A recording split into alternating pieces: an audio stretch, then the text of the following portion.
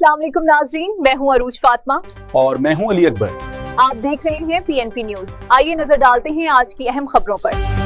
Germany के दारुल हुकूमत Berlin में विट्सन 2026 कार्निवल ऑफ कल्चर्स की 30वां सालगिरह के मौके पर कार्निवल ऑफ कल्चर्स में पाकिस्तानी तंजीम फनकार की जानिब से हिस्सा लिया गया, जिसमें पाकिस्तानी कल्चर व सकाफत को पेश किया गया। कार्निवल में पाकिस्तान की चारों सूबों की सकाफती लिबास ज़ेबतन किए हुए नौजवानों ने धमाल डालाकर कार्निवल पूरे मेले को लूट लिया, जबकि कार्निवल की मुंतज़िमीन ने फनकार तंजीम बानी शहरियार अहमद की काविशों को सराहा।